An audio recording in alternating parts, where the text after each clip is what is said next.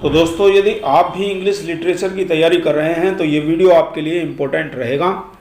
दोस्तों, मेरा नाम है विष्णु और आप देख पा रहे हैं विपुल क्लासेस। आज के इस वीडियो में हम डिस्कस करने वाले हैं बायोग्राफी एंड वर्क्स ऑफ नेसिम एजेकिल, जो कि हमारे पीजीटी में इंग्लिश लिटरेचर में इम्पोर्टेंट रहता है।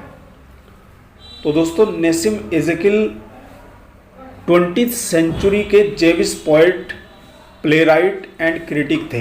इनको अर्बन पोएट भी कहा जाता है और इनको फादर ऑफ इंडियन पोएट्री या father of post independence Indian English word भी कहा जाता है। सबसे पहले इनके डेट ऑफ बर्थ के बारे में जान लेते हैं। नेसिम एजेकिल का जो जन्म हुआ था वो हुआ था 16 दिसंबर 1924 इन मुंबई। दोस्तों, 16 दिसंबर 1924 को मुंबई में नेसिम एजेकिल पैदा हुए थे।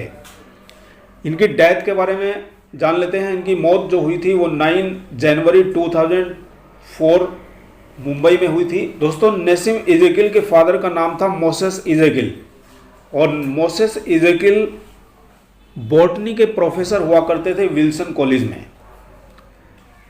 दोस्तों, नेसिम एजेकिल की जो मदर थी वो प्रिंसिपल हुआ करती थी अपने स्कूल में। अब जान लेते हैं दोस्तों उनकी वाइफ के बारे में, यानी स्पाउस के बारे में। नेसिम एजेकिल की वाइफ का नाम था Daisy Jacob.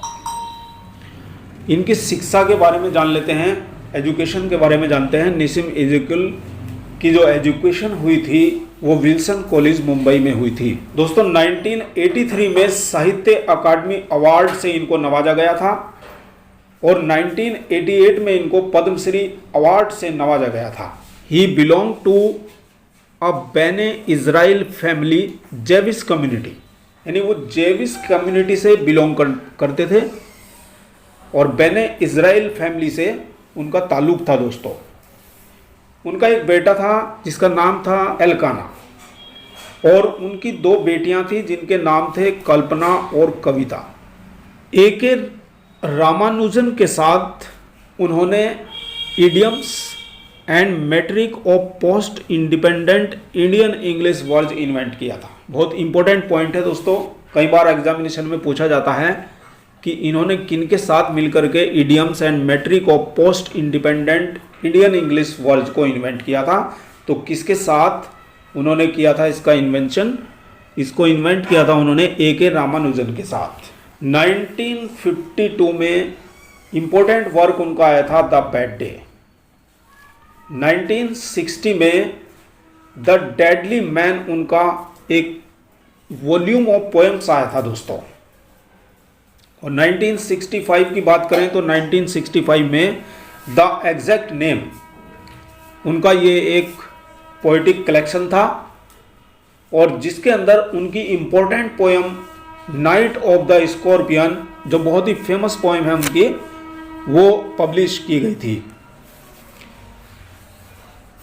He translated Jawaharlal Nehru's poetry from English to Marathi with Vinda Nabar इन 1976।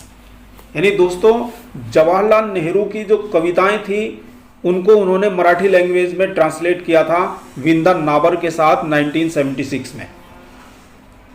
तो ये भी कई बार एग्जामिनेशन में पूछा जाता है। अक्सर पीजीटी में ये कई बार क्वेश्चन पूछा गया है कि उन्होंने जवाहरलाल नेहरू की कविताओं को मराठी में किसके साथ ट्रांसलेट किया था।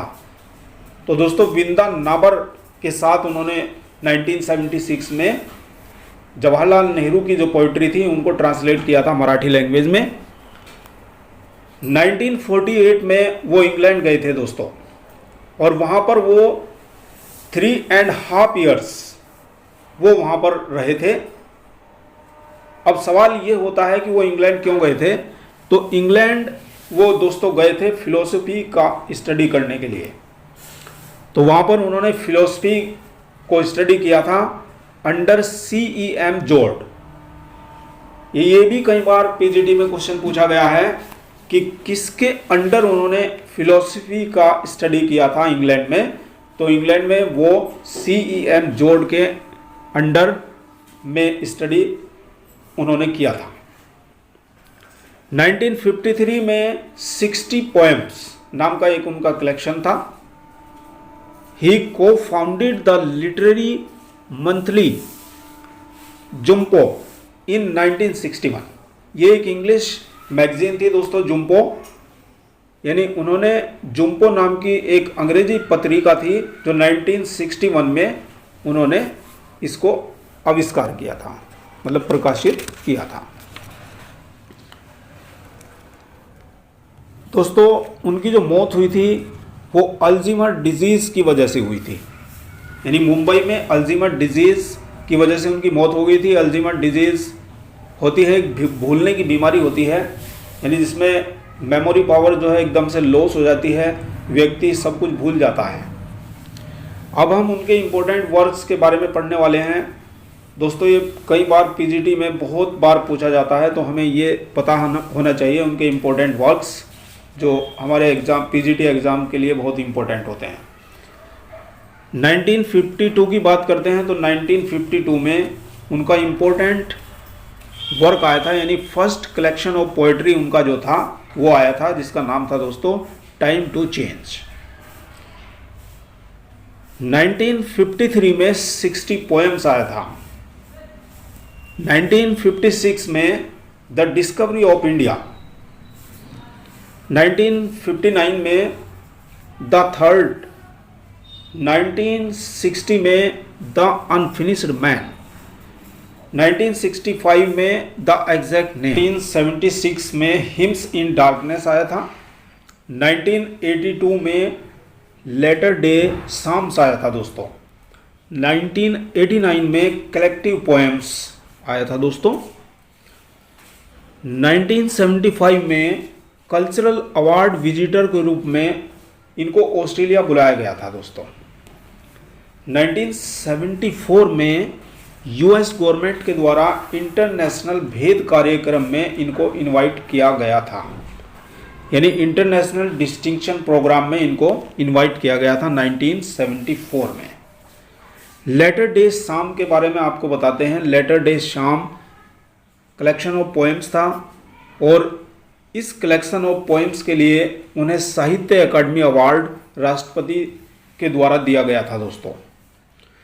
और एक इम्पोर्टेंट बात है, his biography was written by Raja Rao. ये कई बार पीजीटी इंग्लिश में क्वेश्चन पूछा जाता है कि उनका जो बायोग्राफी था वो किसके द्वारा लिखा गया था। तो निसिम इज़ेकिल की जो बायोग्राफी थी दोस्तों वो राजा राव के द्वारा लिखी गई थी। तो that is the end of this video my dear students.